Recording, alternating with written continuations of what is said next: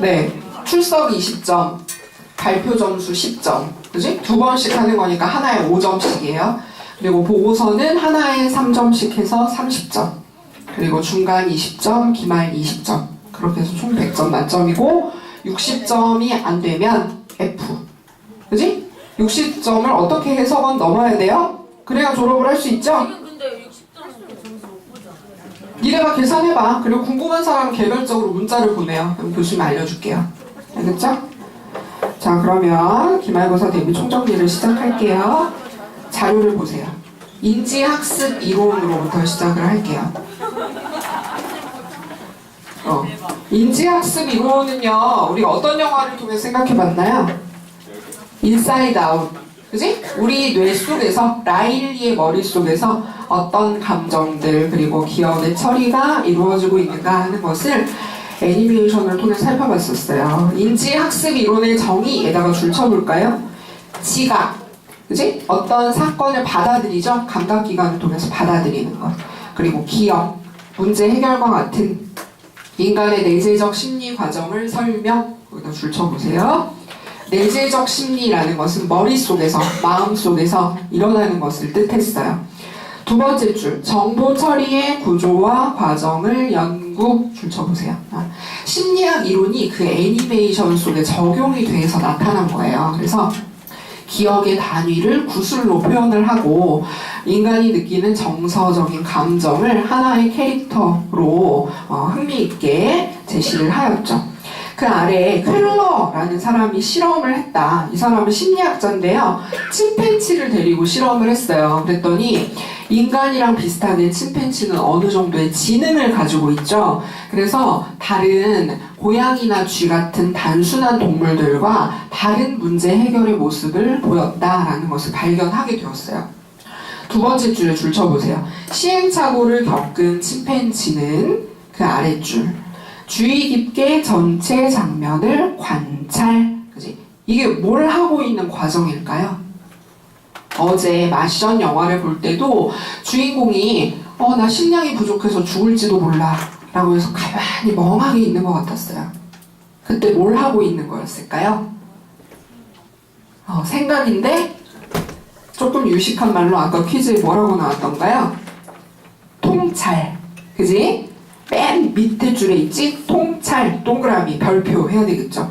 문제 해결 과정은 통찰을 통해 이루어지는 거예요.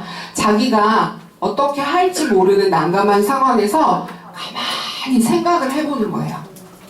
통찰을 하고 있는 거예요. 전체적인 상황에서 내가 지금 뭘 할 수 있을까? 뭘 하는 것이 이 문제를 해결하는 데 도움이 되는 행동일까? 이런 것들을 종합적으로 생각하는 과정. 그게 통찰인 거예요. 그래서 그 아랫줄, 또 네 번째 줄에 줄쳐보세요. 전체와 부분의 관계를 파악. 그지? 내가 지금 식량을 아껴서 먹는 게 내가 사는데 더 유리한 건가? 아니면 그걸로 부족한데 그럼 어떡하지? 그냥 생각하기 싫으니까 지금 그냥 죽을까? 아니면 내가 살 수 있을까? 이런 생각들을 해보면서 그렇다면 내가 화성에서 살아남아서 지구로 돌아가는데 가장 유리한 행동은 뭔 거지? 그래서 전체와 부분 간의 관계를 고민하고 있는 것을 우리가 영화 속에서 확인할 수가 있었고 그것이 문제 해결 과정에 도움을 준다라는 것이에요. 그죠? 자, 이 말이 맞는지 보세요. 문제 해결 과정은 반복 연습을 통해 이루어진다. 반복 연습이 아니고 뭐라고요? 통찰을 통해 이루어진다 라고 했어요. 그죠? 그래서 힘든 거예요. 문제 해결은. 그죠? 누구나 반복해서 연습을 하면 문제가 해결되면 얼마나 좋겠어요. 근데 그것을 뛰어넘는 통찰이라는 게 필요해요. 그래서 통찰 아래다가 뭐라고 적어야 될까요? 반복 연습 X. 그지? 잘못된 설명을 골라라 라고 하면 그것을 고를 수 있어야 돼요. 오른쪽으로 갈게요. 정보 처리의 과정에 대한 설명이 나오죠. 인지주의 심리학자들이 설명하기를 우리가 인사이드 아웃에서 애니메이션을 보니까 라일리가 정보를 처리하는 과정이 꼭 컴퓨터에서 정보 처리하는 것과 비슷해 보이지 않았어요? 그죠? 어떤 정보를 여러분이 엑셀에서 어떤 숫자들 간의 관계를 계산하려고 그래요. 평균을 구하려고 그래요. 그럼 어떻게 해요? 내가 필요한 데이터를 입력하죠. 인풋. 어떤 정보를 투입해요. 근데 우리가 정보 처리를 머릿속에서 할 때도 지금 여러분은 정보를 받아들이고 있잖아요. 교수님이 여러분의 인풋을 주는 거예요. 그죠? 어떤 정보가 투입이 됐어요. 그러면 그걸 받아들이면서 어떻게 처리하고 있어요, 여러분? 저 말은 처음 들어보는데? 저 말은 애니메이션을 봤을 때 나도 생각했던 거랑 똑같네?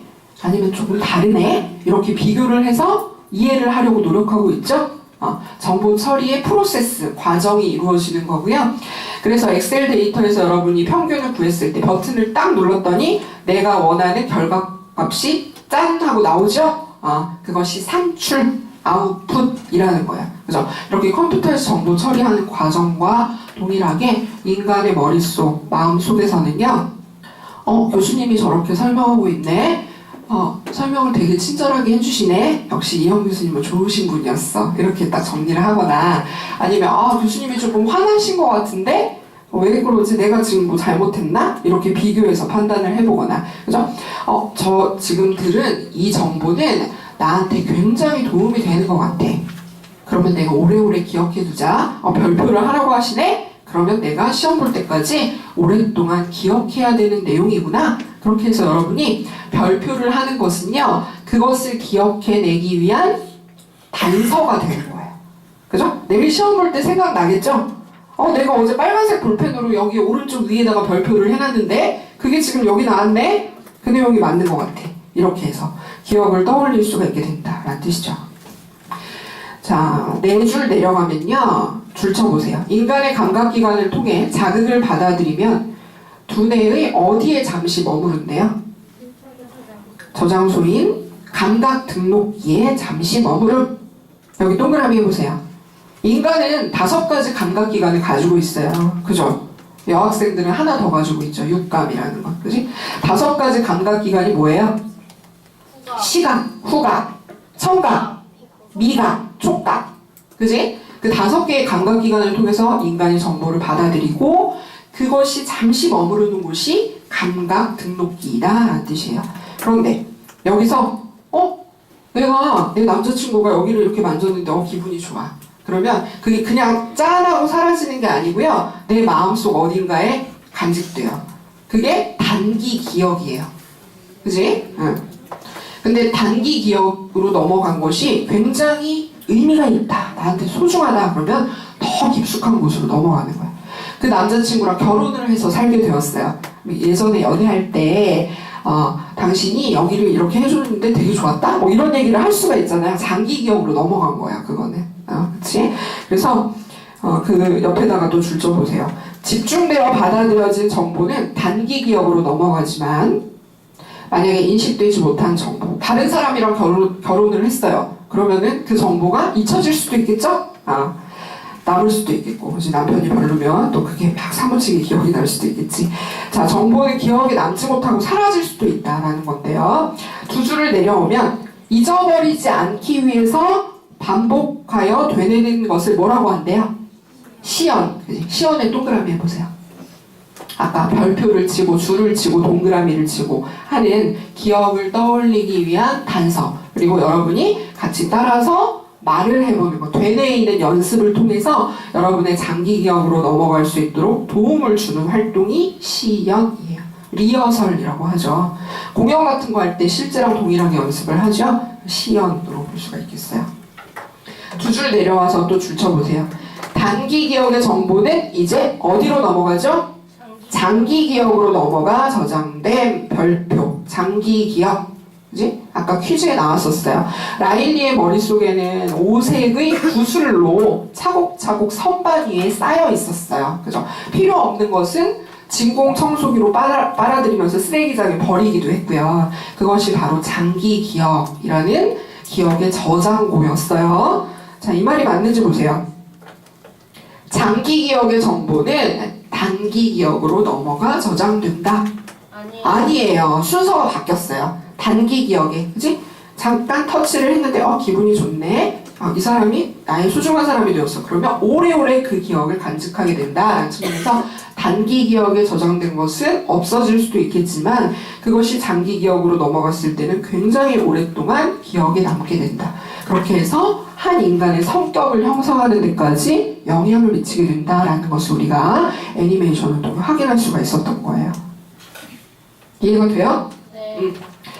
자, 그러면 부모의 역할로 넘어가 볼게요. 인간 중심 교육에다가 동그라미 해보세요. 자, 부모는요, 다양한 역할을 하고 자기 또 성격이 어떤지에 따라서 부모로서의 모습을 다양하게 보일 수가 있어요. 그런데 인간 중심 교육에서는요, 무엇을 강조하고 있는가 하는 것이 세 가지 소개가 되어 있죠. 먼저 첫 번째는 뭐예요? 진실성. 거기도 동그라미 해보세요. 자녀를 진심으로 대할 수 있어야 되죠. 그래서 여러분이 부모가 되었을 때 이것을 기억했으면 좋겠어요. 마음을 열고 온정적 믿음으로 대해야 한다. 특히 어린 시절에는 이렇게 무조건적으로 지지를 해줄 필요가 있겠다. 자, 두 번째, 긍정적 존중에다가 별표해 보세요. 자, 의사표현도 하기 어렵고 말귀를 못 알아듣는 아주 어린애에게요, 혼내거나 이렇게 하는 것은 별로 효과가 없어요. 그래서 교수님이 3살 때까지는 온정적으로 다 받아들여주고 애정을 듬뿍 쏟아주어야 할 필요가 있겠다라고 강조를 했었죠. 그래서 부정적 평가 판단을 최소화하고 있는 그대로를 다 받아들이면서 존중을 해주는 역할을 부모로서 할 필요가 있겠다. 자, 세 번째는 뭐죠? 공감적 이해. 동그라미 해보세요. 그죠? 다른 부모가 우리 자녀에 대해서 알고 있는 것을 내 애가 모르면 곤란하죠. 제일 잘 알고 있어야 돼요. 그런데 우리 학생들도 맞벌이를 하게 될 가능성이 높아 보이고 자녀와 보내는 시간이 많이 부족할 거예요. 주말 같은 때 잠깐 시간을 내서 퇴근하고 이런 때 충분하게 상호작용을 할 수 있도록 노력을 할 필요가 있어요. 어려운 부분이긴 해요. 자, 그런데 인간중심 교육에서 부모의 역할로서 세 가지를 강조하였는데요. 이 말이 맞는지 보세요. 인간중심 교육에서 부모의 역할에 행동의 수정이 중요하다. 행동의 수정은 그 세 가지에 포함되지 않았죠? 그래서 메모해보세요. 행동의 수정 X. 이것은 행동의 수정을 부모가 하지 말라는 뜻이 아니에요. 그게 아니고 무슨 뜻이에요? 인간중심을 강조하고 있는 교육에서 부모의 역할에 행동의 수정은 많이 중요성을 갖지는 않는다는 뜻이에요. 자녀가 아주 어린 시기를 애정을 충분히 받고 나서 성장한 다음에 사춘기 무렵이 됐어요. 우리가 애니메이션에서 라일리가, 그렇게 착한 라일리가 가출을 하겠다는 결심을 내리잖아요. 그런 때 나중에 알게 되었을 때는 분명하게 그 행동에 어떤 위험성이 있는지를 알려줄 필요가 있죠. 좀 큰 다음에 해야 돼요. 행동의 수정은요, 자기가 의사표현을 충분히 할 수 있고 효과가 있을 것 같은 때를 기다렸다가 그 다음에 부드러운 태도로 알려주는 행동의 수정을 좀 나중에 이루어질 필요가 있겠다 라는 뜻이에요. 자, 오른쪽으로 갈게요. 교육자, 멘토의 역할이 4가지로 소개되어 있죠. 자, 첫 번째, 학습 조력자에 동그라미 해보세요. 우리가 교사가 어떤 모습을 보이는 것이 더 진정한 교육자로 여겨지는가의 측면에서 위플래시라는 영화와 죽은 시인의 사회라는 영화를 연이어서 봤었어요. 그래서 교사가 거의 극과 극의 모습을 보이는 것을 여러분이 비교해 볼 수 있었을 거예요. 그런데 학습 조력자라는 것은요, 잘 가르치는 선생님도 필요하겠지만 학생들이 잘할 수 있도록 도와주는 역할을 하는 것을 의미해요. 그래서 혼자 교수님이 막 설명하고 해주고 그냥 학생들이 아무것도 할 수 없게 되면 사실 그렇게 효과가 있다라고 보기는 어려워요. 학습 조력자, 그지? 자, 두 번째, 동그라미 해보세요. 생활 지도자. 교육적인 역할도 중요하겠지만 이 학생이 잘 살 수 있도록 여러 가지를 두루두루 챙길 필요가 있는 거죠. 그래서 두 번째 줄에 보면 가정적, 사회적, 직업적, 신체적, 정서적인 문제를 그래도 좀 챙겨줄 필요가 있어요. 그치? 그래서 생활을 잘 할 수 있게끔 특히 혼자서 자기가 자력으로, 그치? 자기 힘으로 해결할 수 있게끔 도와주는 역할을 해야 할 것이다 라는 얘기예요. 자, 세 번째, 모범자. 아까 퀴즈에 나왔었죠? 모범자의 별표 해보세요. 교육자, 멘토는 학교와 사회에서 모범을 보여야 되는데 특히 언행, 그지? 말과 행동이 일치될 수 있도록 모범을 보여야 된다. 그래서 누군가를 가르치고 모범을 보이는 것은 굉장히 쉽지 않은 일이에요. 왜냐면 나도 한 개인으로서 하고 싶은 대로 다 하고 싶잖아요. 그지? 근데 선생님이 막 앞에서 뭔가를 얘기해주면서 욕을 한다거나 담배 피지 말라고 막 잔소리했는데 학교 오다 보니까 구석에서 어떤 교수님이 담배를 피고 있더라 이러면은 앞뒤가 안 맞잖아요. 그치? 그래서 모범을 보이는 역할이 중요하다는 것이고요. 네 번째, 경영자 동그라미 해보세요. 교육자 멘토는 학교나 학급의 경영자로서 역할도 해요. 그래서 죽은 시인의 사회를 보니까 키팅 선생님 굉장히 인간적인데 비해서 교장 선생님은 그렇지 않죠. 왜냐면 이 학교를 운영해야 되는 역할, 책임이 또 있기 때문이에요. 그래서 같은 교육자의 관점이지만 자기 어떤 역할을 맡고 있느냐에 따라서 또 달라질 수가 있다는 것이죠. 그래서 여러분은 네 가지 역할에 대해서 정리를 하면서 설명과 그 역할의 제목이 잘 일치되는가 하는 것을 염두에 두고 정리를 하셨으면 좋겠어요. 자, 다음 자기통제감으로 갈게요. 별표해보세요. 자기통제감. 여러분이 내일 시험에서 기말고사 20점 만점을 받게 되었다. 그래서 우리 학교에서 마지막으로 수강했던 교과목에 A+ 학점을 받게 되었어. 너무 좋겠죠. 꼭 그렇게 됐으면 좋겠어요, 교수님도. 그러면 그렇게 성공한 그 결과에 대한 원인이 뭐라고 생각할 수 있을까요? 여러분이 A+라는 학점을 성공적으로 받은 데에는 어떤 원인이 있다라고 생각해 볼 수 있겠어요? 노력, 그지? 내가 시험 전날에 좀 밤늦게까지 열심히 영상을 보면서 복습을 했어. 그랬더니 좋은 결과가 나왔다 라고 해서 노력이 중요했다 라고 생각할 수 있겠죠. 또 능력, 그지? 능력. 나는 원래 이렇게 좀 하는 애거든. 그지? 나는 원래 내가 감추고 있었을 뿐이야. 나 능력자인데 마지막에 내가 잠깐 살짝 보였어. 그지? 능력. 그리고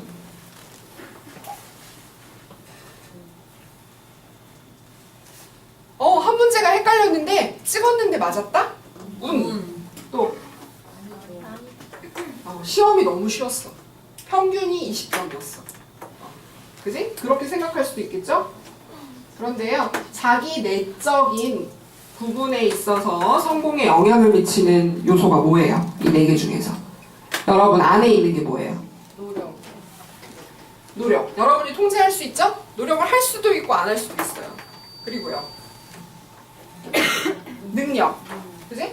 여러분이 능력을 키울 수도 있고 키우지 않을 수도 있어요. 그런데요, 우는 자기가 어떻게 좌우할 수 없어요. 그리고 난이도는 여러분이 할 수 없어요. 교수님이 쉽게 내거나 어렵게 내거나. 그죠? 여러분의 외부에 있는 것이 바로 운과 난이도라는 것이고 내부에 있는 것은 능력과 노력이라는 뜻이에요. 그래서 자기 통제감을 설명할 때요. 세 번째 줄 끝에 줄 쳐보세요. 자신이 받은 보상, 성공, 실패의 원인을 주로 자신의 행동과 노력으로 돌리는 사람이 있어요. 그죠? 자신의 행동 동그라미 해보세요. 그게 뭘까요? 능력이야. 자신의 행동 아래다가 능력. 그치? 내가 능력 있는 모습을 보였기 때문에. 그치? 성공한 거다. 운이 좋아서 성공한 거다. 아니면 내 능력 때문에 성공한 거야. 이렇게 생각하는 것은 굉장히 차이가 있다는 뜻이에요. 그치? 이 성공이라는 것을 내가 통제하고 있다라는 것을 강하게 가질 필요가 있다라는 거예요. 자신의 행동 그리고 노력 동그라미 해보세요. 여러분 내부에 있는 거예요. 그지? 그래서 자기 통제감, 성공의 원인이 나의 내부에 있다라는 것을 내적 통제 소재를 가지고 있다. 이렇게 조금 어렵게 표현하는데요. 어찌되었건 일의 결과가 원인이 나에게 있다. 내 내부에 있다라고 생각하는 사람이 성공할 가능성이 높고 더 나아가서 행복할 가능성이 높대요. 여러분 행복하게 살아야 되겠죠? 좀 있으면 졸업할 건데. 그지? 꼭 그랬으면 좋겠는데요. 행복하기 위해서는 지금 우리가 살펴보고 있는 자기 통제감이 중요하고요. 또 그걸 행복으로 가는 두 가지 열쇠라고 소개를 해요. 여러분 첫 번째 열쇠를 알게 된 거예요. 그게 뭐라고요? 자기 통제감.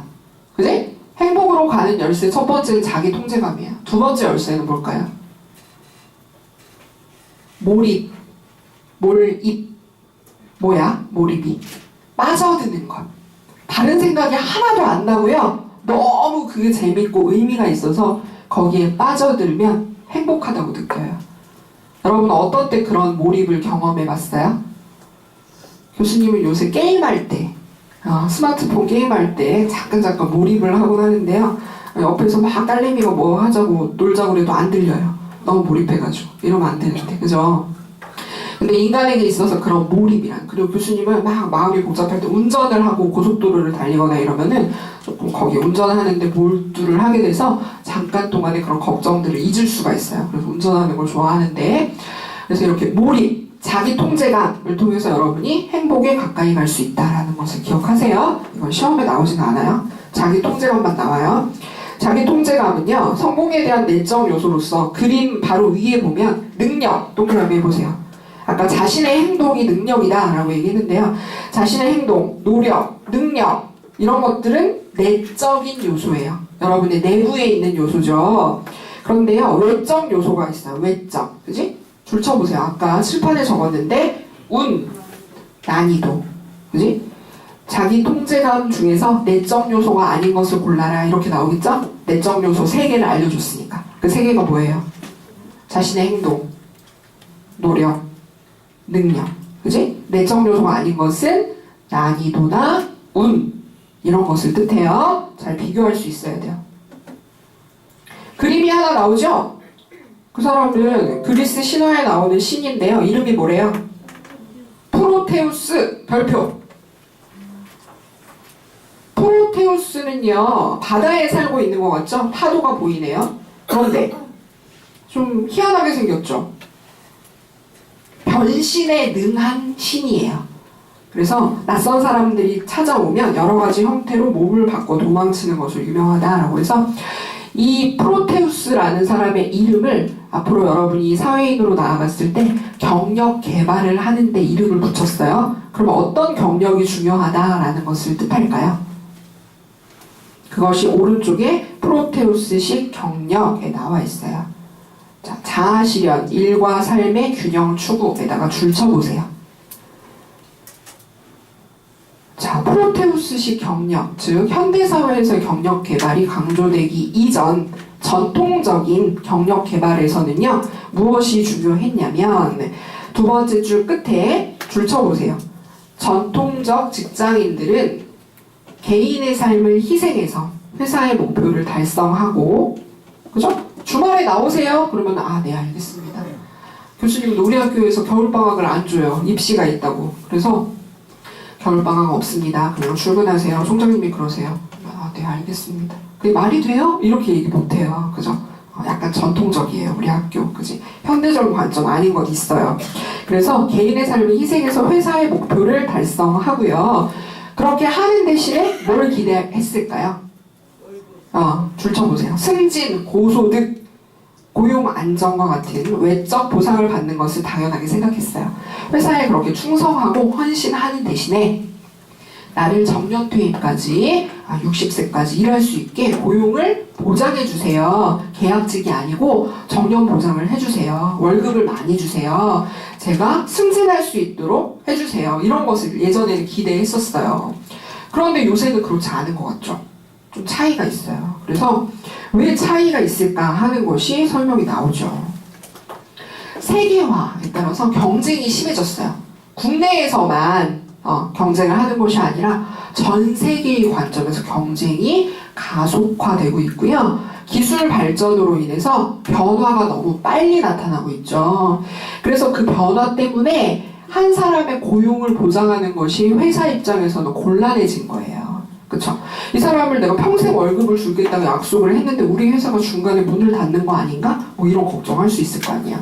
그래서 약간 계약직으로 중간중간에 계약을 계속 갱신하는 형태로 가는 경우가 많이 있다라는 뜻이에요.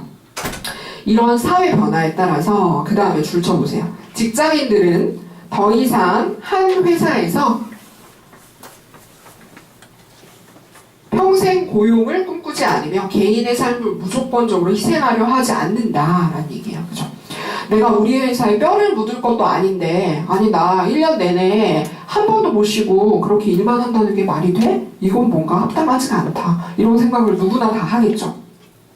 그래서 프로테우스식 경력에 따르면 여러 가지 나에게 중요한 것을 동시에 추구하자라는 뜻이에요. 그래서 직장 내에서는 직장인으로서 전문적인 모습을 보이겠지만 내가 그렇다고 가정에 있는 모든 것을 포기하고 헌신하지는 않겠다. 그죠? 내가 집에 왔을 때는 짠 하고 엄마 아빠로 변신을 해서 우리 애도 좀 챙기고 행복한 가정을 또 꾸려나가야지. 이런 것들 균형 있게 추구하자라는 것이 프로테우스식 경력에서 강조되고 있다는 거죠.